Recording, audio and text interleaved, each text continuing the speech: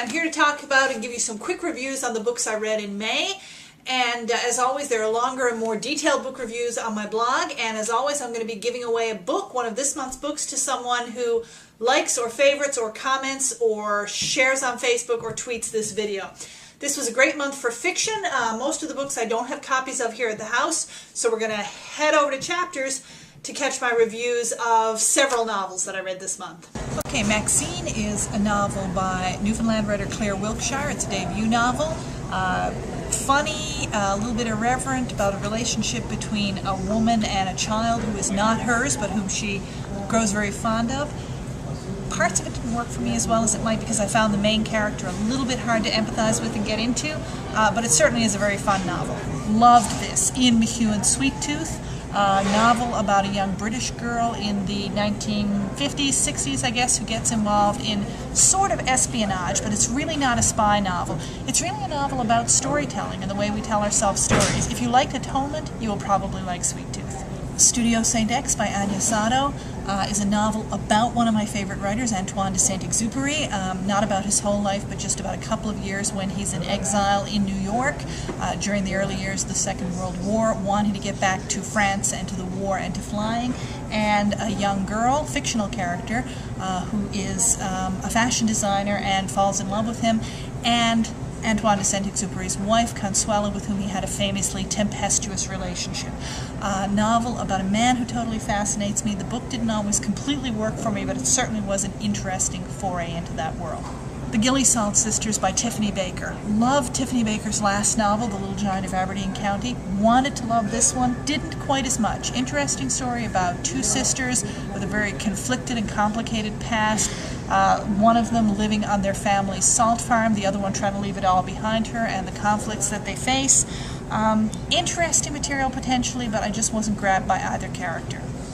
Kate Atkinson, Life After Life. Definitely my favorite book of this month, probably going to be one of my favorite books of this year. I loved this novel about a girl born in 1910 in an English town who dies at birth and then comes back and keeps getting chances to live her life over and over, dying at various times and eventually avoiding her fate and surviving. Really interesting exploration of the concept of those little moments, those little decisions that have the ability to change our fate, and also the things that we think will change our fate but don't. It's kind of a reflection on how random life is at times. I've always been fascinated by that whole, if you'd made one decision differently, how everything would have turned out thing. This book is fantastic for exploring that. My classic for the month, Ernest Hemingway, The Sun Also Rises. Best thing I can say about it, given that it's Hemingway, is that I hated it much less than I expected to, and much less than I hated The Old Man and the Sea at grade 11. I have to say, Hemingway's writing style still doesn't totally do it for me. I don't like the way he seems to be skating along the surfaces of his characters and never really getting you inside their heads. And this novel does have some fascinating characters. I wish I'd known more about them.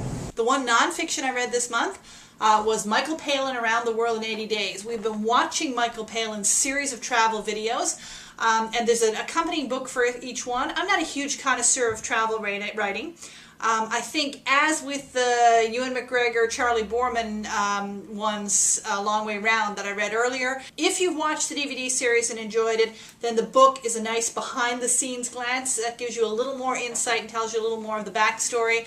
I don't know how well it would stand on its own. There is no new poetry book this month because I was continuing reading Under the Keel by Michael Crummy. It's not long, but I was enjoying the poems so much I was savoring them, maybe one or two a day. Just beautiful poetry, folks. If you love poetry at all, or even if you think you might want to love poetry, pick up this collection. It's fantastic. Last month's winner for the book giveaway was a YouTube subscriber who I know only as Books and Purse. So Books and Purse is going to have one more book to put in her purse, and that's going to be a copy of River of Stars by Guy Gavriel Kay. If you've won a book from me previously and you haven't got it yet, please be patient. Don't worry, the books are coming, even though I know I'm procrastinating on it. But I do have them and I am going to get them to you. And that, I think, is about it for this month. I would love for you, as I said, to like this video, to share it on Facebook or Twitter, to comment, or in any other way to help get it out there into the world. And I will definitely put your name in a drawing for one of these books that I've read this month.